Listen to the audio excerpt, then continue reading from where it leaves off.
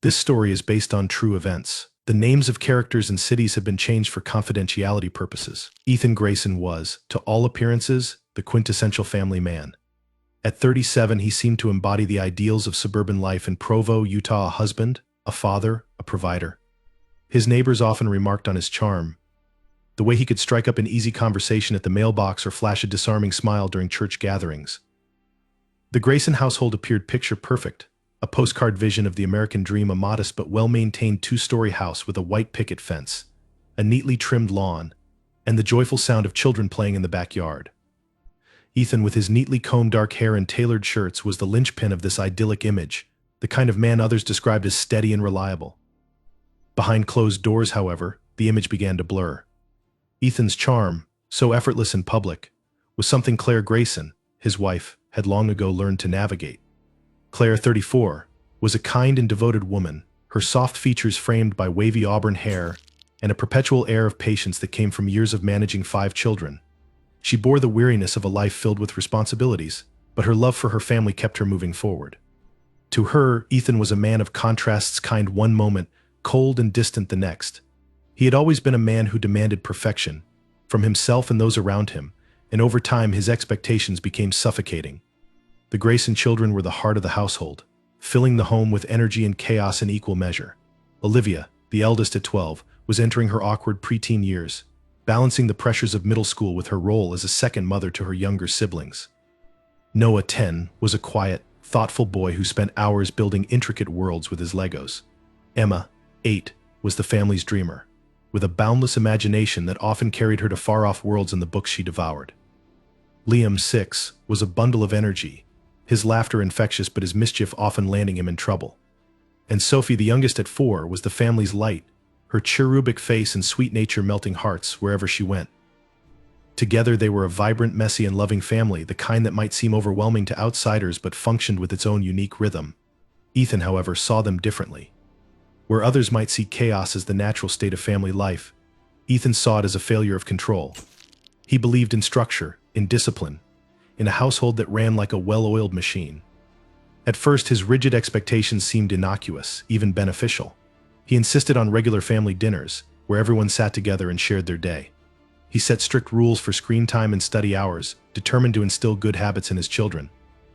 But over time, his insistence on order grew more intense, his patience shorter, his punishments harsher. What started as gentle corrections became scolding, then shouting, and finally long stretches of cold silence that chilled the entire household. Claire tried to mediate, to soothe Ethan's frustrations and shield the children from his temper. She urged him to relax, to see the beauty in the imperfection of their lives. But Ethan was not a man who adapted easily to imperfection. Beneath his calm exterior lay a storm of insecurities, a gnawing sense of inadequacy that no amount of outward success could quiet. He worked long hours as an IT specialist, earning a comfortable living that kept the family afloat but never seemed to satisfy him. His colleagues admired his work ethic but whispered about his aloofness, the way he seemed to keep everyone at arm's length. Ethan's detachment extended to the community as well. Though he maintained the appearance of involvement, attending church every Sunday and volunteering occasionally, he subtly discouraged Claire and the children from forming close bonds with neighbors or extended family. "We don't need anyone else," he would say, his voice calm but final. Over time, the Graysons became more isolated, their interactions with the outside world growing infrequent and superficial. The children missed birthday parties and sleepovers, their social circles shrinking to include only each other. Claire stopped inviting friends over, sensing Ethan's disapproval, even when he didn't voice it. Despite this isolation, the cracks in Ethan's perfect image were nearly invisible to outsiders. When the family appeared at church or a school function, they seemed harmonious, even enviable. Ethan's public persona was warm and engaging, his children well-behaved, his wife poised and gracious. But inside the walls of their home, tension simmered.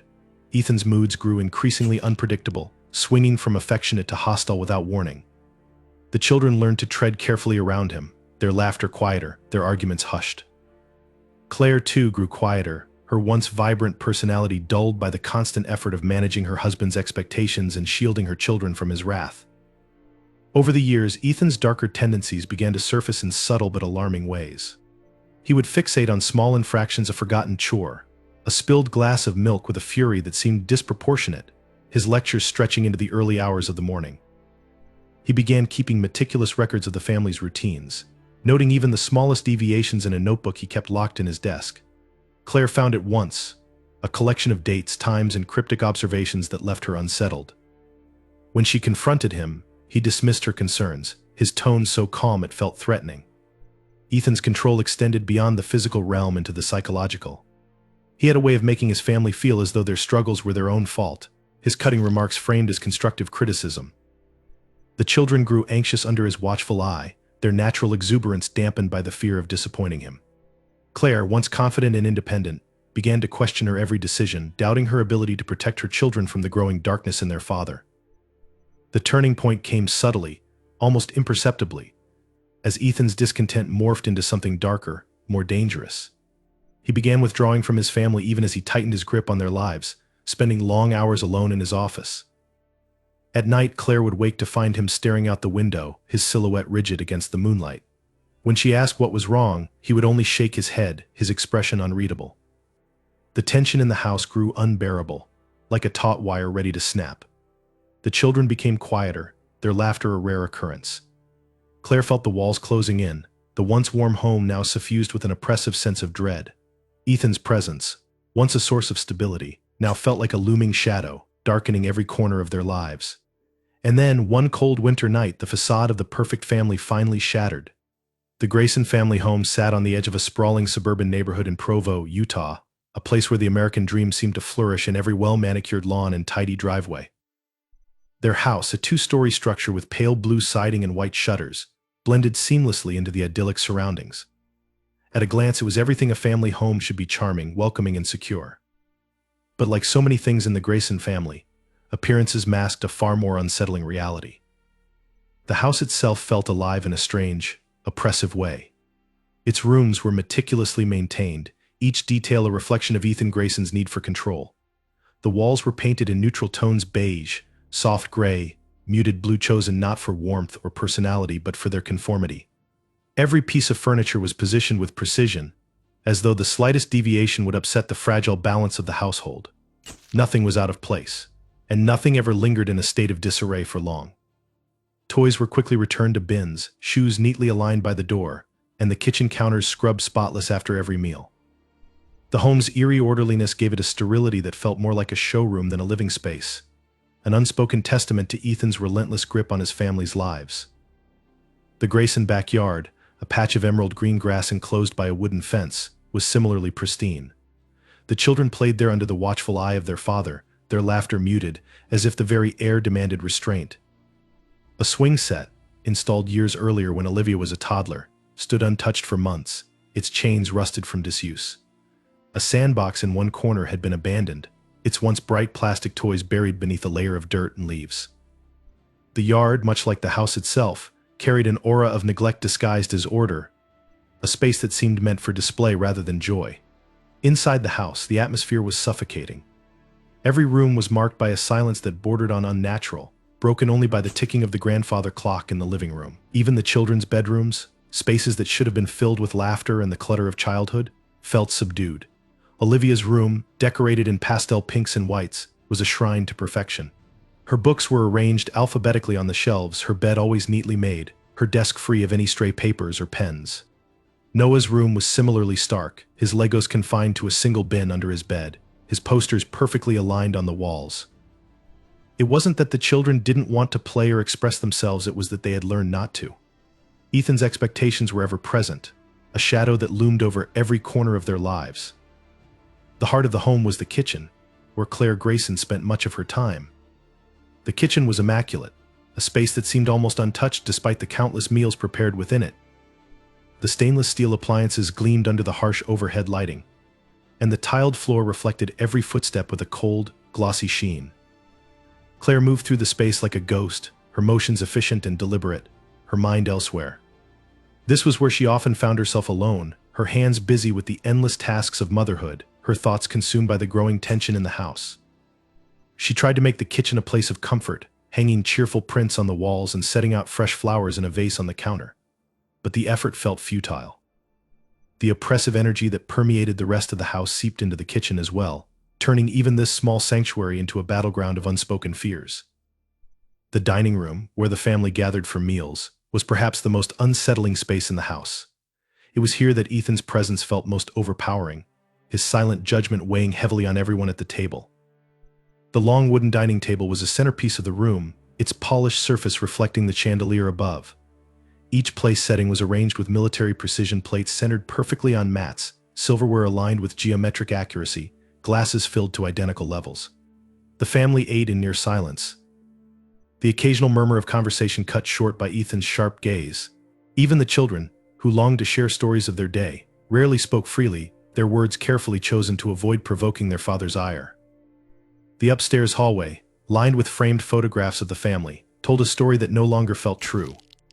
The pictures captured moments of apparent happiness: Claire cradling Sophie as a newborn, Olivia and Noah grinning on a hiking trip, Ethan smiling proudly as the family posed in front of their Christmas tree. But the smiles in those photos seemed frozen, artificial, their warmth fading as the years went by. As Ethan's control over the family grew tighter, the photographs began to feel like relics of a past that no longer existed. The hallway itself became a liminal space, a quiet reminder of what had been lost. The basement was the one part of the house that truly felt like Ethan's domain. It was here that he retreated when he wanted to be alone, locking the door behind him and descending into a space that no one else dared to enter. The basement was sparsely furnished, its concrete walls and dim lighting lending it an atmosphere of cold detachment. A large desk dominated one corner, cluttered with computer monitors, files, and notebooks. This was where Ethan spent hours poring over spreadsheets and work emails, but also where his darker thoughts took root. The notebooks, filled with his tightly written observations and plans, remained locked in a drawer, hidden from the rest of the family. The basement was a place of secrets, a physical manifestation of the mental isolation Ethan imposed on himself and others. The house's location added to its sense of isolation. Though it was part of a suburban neighborhood, it sat on the edge of a wooded area, separated from the nearest homes by a long, winding driveway. The woods, dense and shadowy, seemed to encroach upon the property, their presence casting long shadows over the backyard at dusk. The isolation had once felt like a blessing, a buffer from the noise and chaos of the outside world. But over time, it became a prison, cutting the family off from friends, neighbors, and even themselves. Claire sometimes stood at the kitchen window, staring out at the woods and feeling the weight of their silence pressing down on her. It was as though the house itself conspired to keep them trapped, its walls absorbing every cry, every plea for help, and offering nothing in return. In the end, the Grayson house was a reflection of Ethan himself, outwardly perfect, inwardly fractured. It was a place where every detail was controlled, every imperfection hidden, every voice stifled. The walls bore witness to countless small acts of cruelty, each one building upon the last until the air itself felt heavy with despair. The house wasn't just a setting, it was a character in its own right, complicit in the tragedy that would soon unfold within its walls. And on the night Ethan finally gave in to the darkness that had been consuming him, the house seemed to hold its breath, bearing silent witness to the horror it had always known was coming.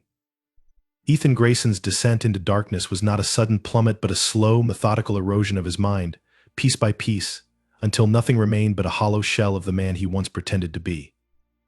It began as a whisper in the back of his mind, an insidious voice that grew louder with each passing day, feeding on his insecurities and gnawing at the fragile veneer of control he had constructed around himself. Ethan had always been meticulous, his life built on a foundation of discipline and order. But it was this very obsession with perfection that became the instrument of his undoing. The pressures of his daily life had begun to weigh on him in ways he could no longer ignore. The bills were piling up despite his decent salary, each envelope a reminder of his failure to provide the life he believed his family deserved. The children's needs were constant and unrelenting: new clothes, school supplies, doctor's appointments. And Claire, though she never complained, seemed distant lately, her patience thinning under the strain of keeping the household running smoothly. Ethan interpreted her quiet exhaustion as judgment, a subtle condemnation of his shortcomings as a husband and father. Every glance she cast his way, every sigh she let slip, felt like a dagger in his already wounded pride. The world outside their home offered no solace. Ethan's job, once a source of pride, had become a source of unbearable stress. His superiors demanded more from him with each passing week, piling responsibilities onto his shoulders without so much as a thank you. His colleagues, younger and more adaptable, seemed to thrive in the high-pressure environment while Ethan struggled to keep up. He spent long hours at his desk, staring at spreadsheets and lines of code until his vision blurred, the monotony of it all grinding him down to dust. Even at church, where he had once felt a sense of community, he now felt only alienation. He saw the other men his age confident, successful, surrounded by families that seemed genuinely happy, and he despised them for it. Worse still, he despised himself for not measuring up. The isolation Ethan had imposed on his family began to backfire in ways he hadn't anticipated. He had convinced himself that cutting ties with friends and relatives was an act of protection, a way to shield his loved ones from the chaos of the outside world. But in reality, it left him with no outlet, no support system to lean on as the walls of his mind closed in. The house, once a sanctuary, became a prison. The silence he had once craved now suffocated him, every creak of the floorboards and rustle of the wind through the trees outside grating against his nerves like sandpaper. His children's laughter, once a source of joy, now felt like a taunt, a reminder of the innocence and happiness he could no longer access. Ethan's perception of his family began to shift in subtle but alarming ways. He no longer saw Claire and the children as individuals with their own dreams and desires but as burdens, weights dragging him down into the depths of his despair. Their needs felt insurmountable, their demands endless. Every request, no matter how small, felt like an attack on his dwindling reserves of patience. Olivia's growing independence, Noah's quiet defiance, Emma's endless questions, Liam's mischievous energy, Sophie's constant need for attention, each of these normal behaviors became, in Ethan's eyes, evidence of his failure to maintain control. The love he had once felt for his family was still there, buried deep beneath the surface, but it was overshadowed by resentment and a growing sense of detachment. The voice in Ethan's mind began to change, its tone shifting from whispers of inadequacy to something darker, more insistent. It told him that the chaos in his life was not his fault but theirs, that his family was to blame for his suffering. It painted them as parasites, feeding off his efforts while giving nothing in return. The voice fed on his insecurities, twisting his love into something unrecognizable, something monstrous, and Ethan, desperate for relief from the constant pressure, began to listen. One night, while the rest of the house lay silent in sleep, Ethan sat alone in the living room, his thoughts spiraling into dangerous territory. The shadows cast by the dim light of a single lamp seemed to stretch and shift, as if the darkness itself were alive, encroaching on his fragile sense of reality. He felt a strange calm settle over him, a stillness that was both comforting and terrifying. It was in that moment that the voice spoke with absolute clarity, planting the seed of an idea so horrifying that Ethan recoiled from it. But the idea lingered, growing roots in the fertile soil of his despair. It whispered promises of peace, of freedom from the burden he carried, and for the first time in years, Ethan felt the faint flicker of hope. The days that followed were marked by an eerie sense of purpose. Ethan began to plan, his meticulous nature turning toward a task he could barely admit to himself. He became hyper-aware of every detail of his family's routines, cataloging their movements, their habits, their vulnerabilities. He made adjustments to the house, fixing the locks, disabling the security cameras, ensuring that no one would be able to interrupt what he had decided must be done. He told himself it was for their own good, that he was saving them from a world that would only disappoint and hurt them in the end. The logic was twisted, but to Ethan it felt unassailable. Claire noticed the change in him, though she couldn't quite put her finger on what it was. He was quieter than usual, his temper oddly subdued, his movements almost robotic. He spent more time in the basement, emerging only to eat dinner in silence before retreating again. The children sensed it too, their natural exuberance dampened by the oppressive tension that seemed to fill the air. Even Sophie, too young to understand the complexities of her father's behavior, became unusually quiet, clinging to Claire's side as if seeking protection from a threat she couldn't name. Ethan's moments of clarity grew fewer and farther between. There were brief flashes of guilt, of the man he used to be breaking through the fog of his twisted thoughts, but they were fleeting. He would look at Sophie's innocent smile or hear Olivia humming a song in her room and feel a pang of something resembling regret. But the voice always returned, stronger than before, drowning out any second thoughts. It assured him that he was doing the right thing, that his family would thank him in the end, even if they couldn't understand now. The night it all came to a head, Ethan felt a strange sense of peace.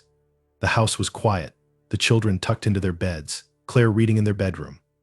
He walked through the halls, taking in every detail as if seeing it for the last time. The photographs on the walls, the toys neatly arranged on shelves, the faint scent of lavender from the candles Claire liked to light in the evenings, it all felt surreal, like a scene from a life that didn't belong to him anymore. He paused outside each child's door, listening to their soft, steady breaths, his heart heavy, but his resolve unshaken. The darkness inside him had won, and by the time the night was over, the house that had once been a symbol of family and love would become a tomb. The night began like any other in the Grayson household. The children were tucked into their beds after their evening routines, teeth brushed, stories read, prayers murmured in the soft glow of nightlights. Claire had retired to the bedroom with a book, her reading glasses perched on the bridge of her nose, the rhythmic turn of pages a small comfort in the otherwise silent house. Outside, the wind whispered through the bare branches of the trees that encircled the property, their skeletal forms casting long shadows across the lawn. The house, with its neatly arranged rooms and carefully curated calm, seemed as peaceful as ever, but within its walls, the true storm was brewing. Ethan Grayson sat alone in the basement, the faint hum of the furnace filling the space. On the desk before him lay a handgun, its dark surface reflecting the dim light of the single bulb hanging overhead. It was not a spontaneous act. He had prepared meticulously, ensuring every detail was accounted for. The locks on the windows and doors had been checked and rechecked. The security system had been disabled, its silent red light now extinguished. Every loose end had been tied, every variable controlled. He had spent weeks convincing himself that this was an act of mercy, a final gift to his family. He would free them from the pain of living, from a world that had grown cold and unforgiving. And once it was done, the chaos in his mind would finally be silenced. He rose, his movements deliberate, and climbed the stairs. The house was dark, the only illumination coming from the soft glow of nightlights in the children's rooms and the faint blue light seeping from the bedroom door where Claire read. Ethan walked through the hallway, his footsteps eerily quiet on the hardwood floors, as though the house itself conspired to keep his presence undetected. His breathing was steady, his heart calm. Whatever conflict had once raged within him was gone, replaced by a chilling certainty. The first door he approached was Sophie's. The youngest of the Grayson children, Sophie's cherubic face and innocent laugh had always been a source of light in the house. Ethan stood outside her room for a moment, his hand resting on the doorframe. He could hear her soft, even breaths, the sound pulling at something deep within him. For the briefest moment, a flicker of doubt passed through his mind, but it was quickly extinguished. The voice that had guided him to this point assured him that this was the right thing to do. He stepped inside. The room was small but warm, decorated with pastel colors and scattered toys that Sophie had lovingly arranged earlier that day. Her tiny form lay curled beneath a blanket, her face serene in the faint glow of her nightlight. Ethan approached her bed, the gun heavy in his hand, and stood over her. He hesitated only for a moment before raising the weapon. The shot was muffled by the pillow he held over her head, the sound no louder than a clap of thunder in the stillness of the room. Sophie's body jerked once, then fell still. Ethan lingered for a moment, his eyes fixed on her lifeless form, before pulling the blanket up to cover her as if she were merely sleeping. The next room belonged to Liam, the 6-year-old whose boundless energy had often driven Ethan to the edge of his patience. The boy was sprawled across his bed, one leg dangling over the side, his mouth slightly open in the deep sleep of childhood. Ethan approached him with the same calculated precision, his movements as methodical as before. The shot was clean, the boy's body going limp before he could stir. Ethan moved quickly now, as though momentum carried him forward. He adjusted Liam's position, tucking him under the covers with a tenderness that felt almost perverse given what he had just done. Emma's room was next. The dreamer of the family, Emma had a collection of books stacked high on her bedside table, their covers illuminated by the soft glow of her reading lamp. Her small hands clutched a stuffed animal, her brow furrowed in the faint trace of a dream. Ethan's hands didn't tremble as he raised the gun, though his chest felt heavier with each step he took. He placed the barrel against her temple and pulled the trigger. The sound was the same as before, the result just as final. He set the stuffed animal beside her and turned off the lamp, leaving her room in darkness. Noah's room was different.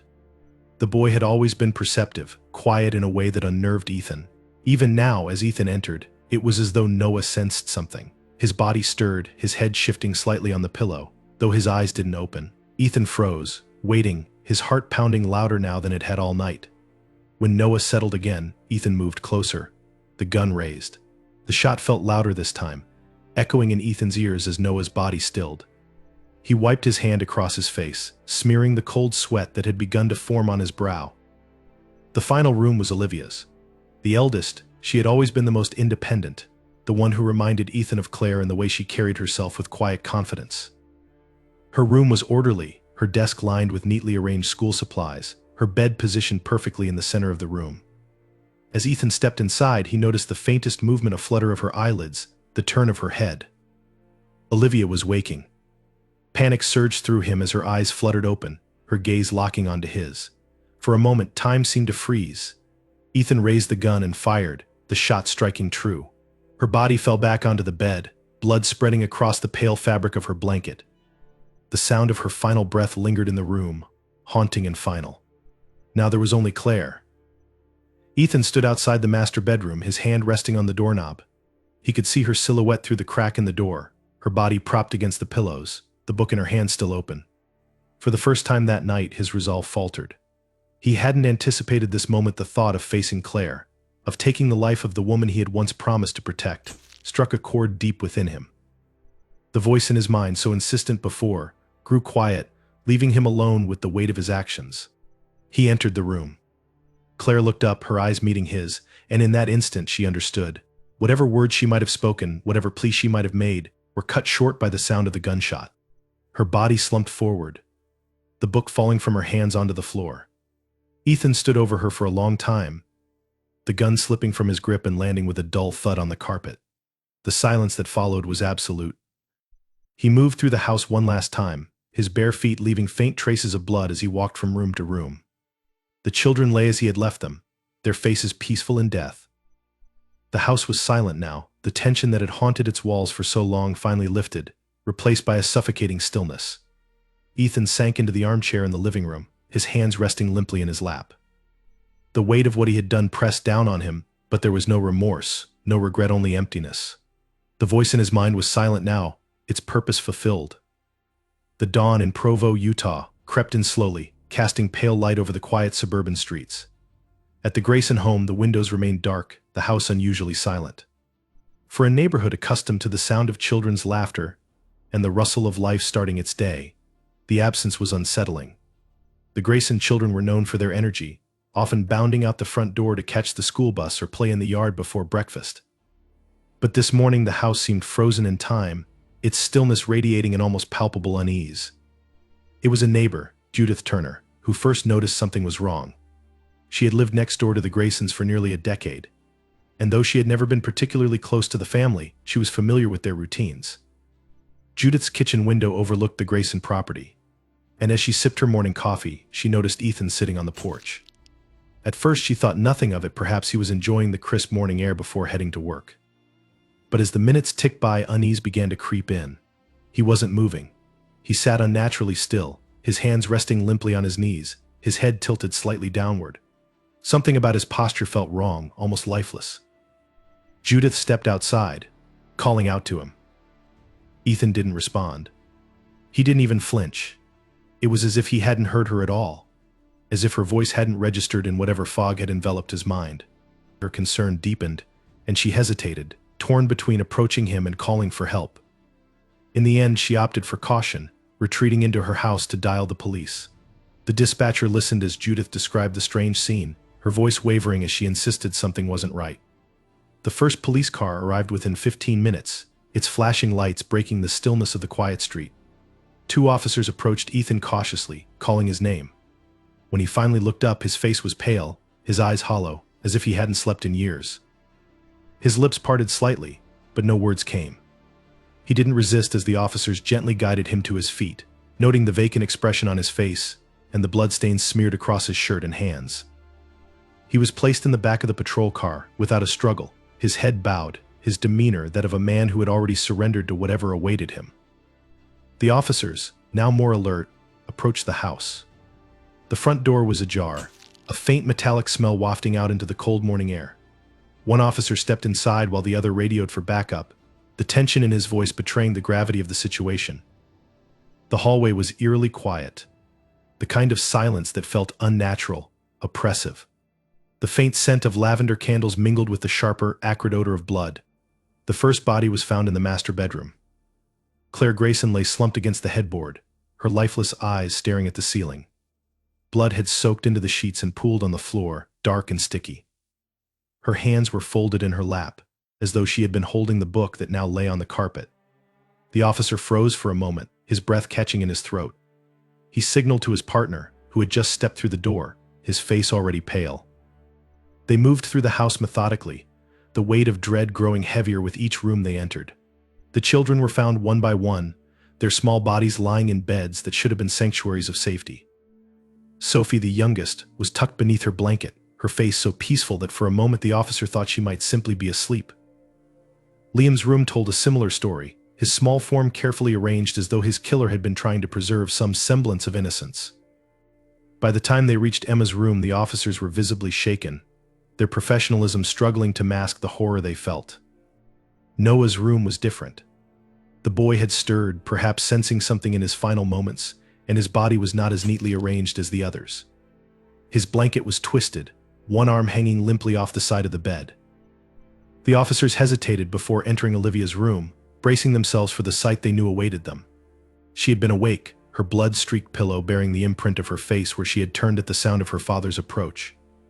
Her wide, lifeless eyes stared at the ceiling, and her bedroom, so meticulously organized in life, was now a scene of devastation. By the time the officers completed their search, the house felt less like a home and more like a mausoleum.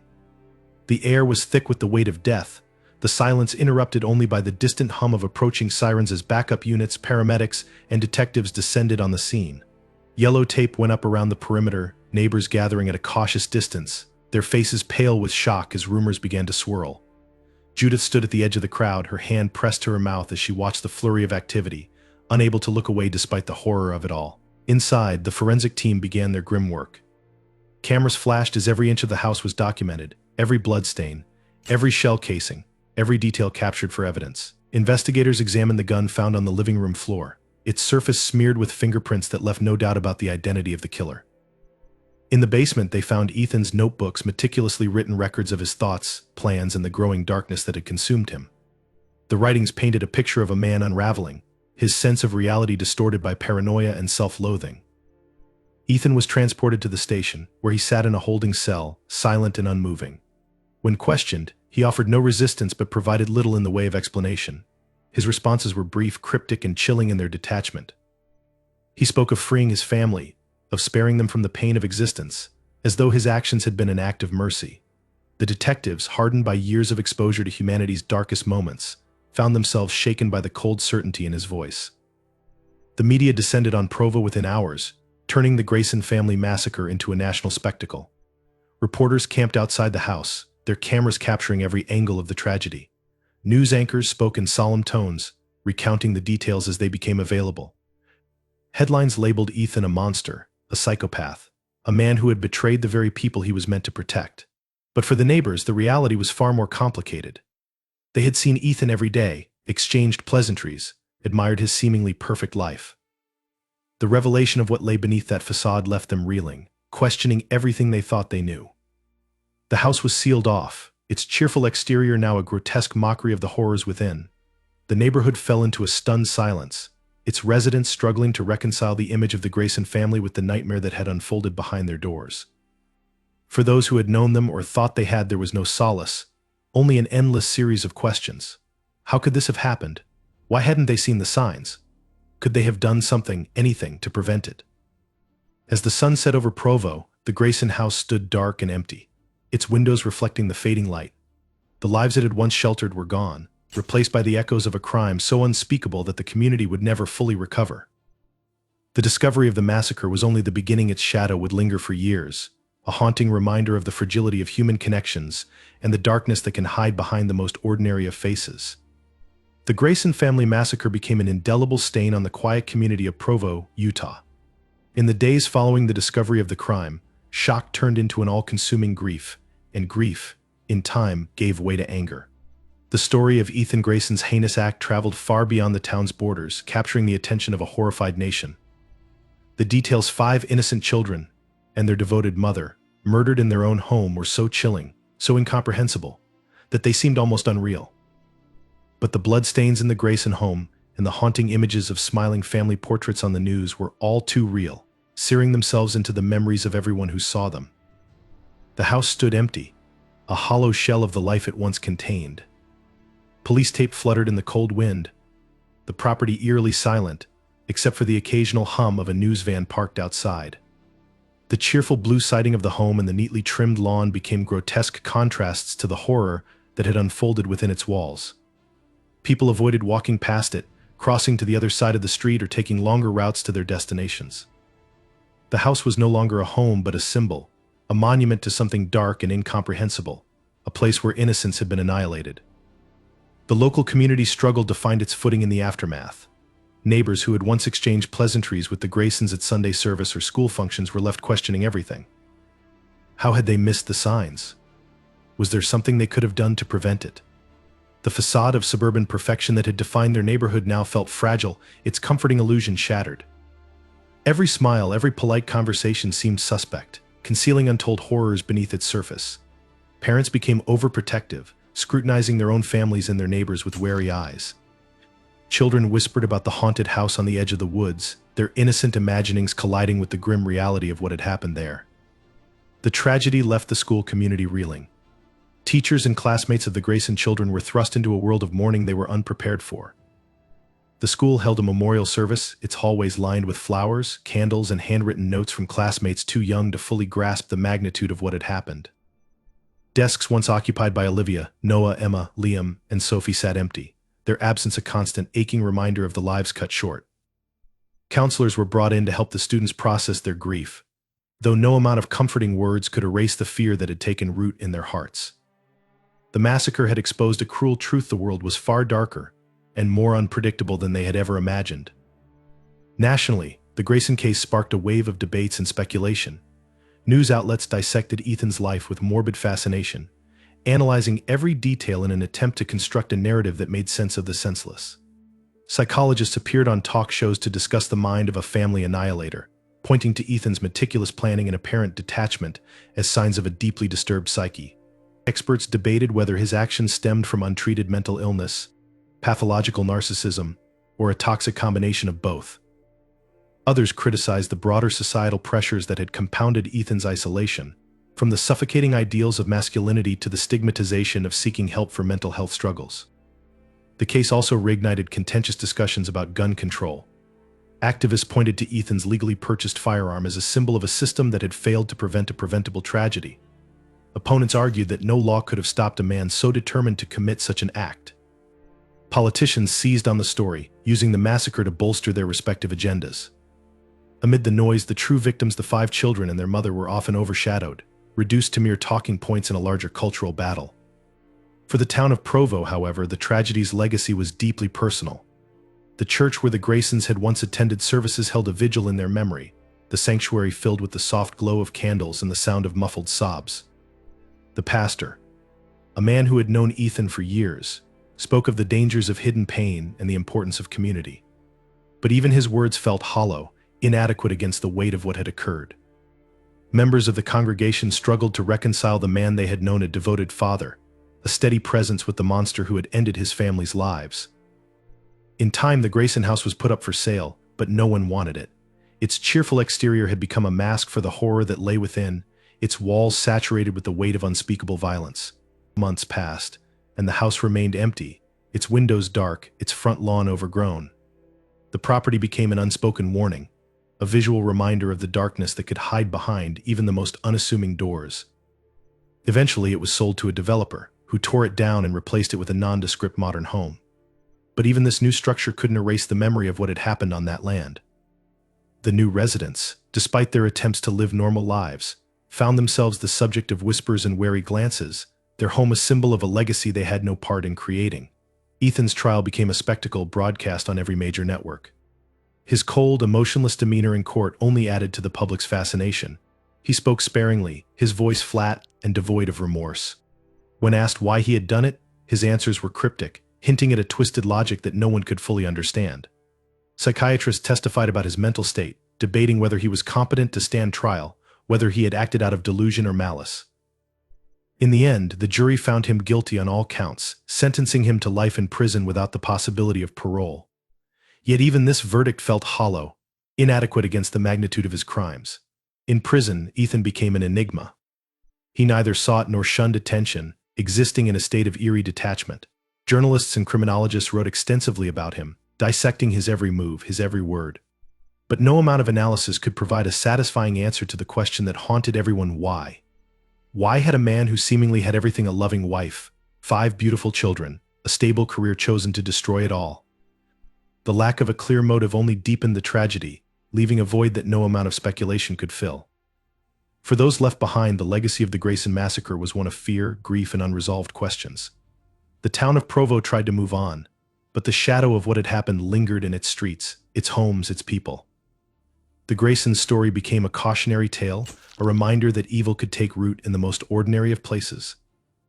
And though the names of Ethan, Claire, Olivia, Noah, Emma, Liam, and Sophie would eventually fade from the headlines, their memory remained etched into the collective consciousness, a chilling testament to the fragility of human life and the darkness that can lurk behind even the most familiar smiles.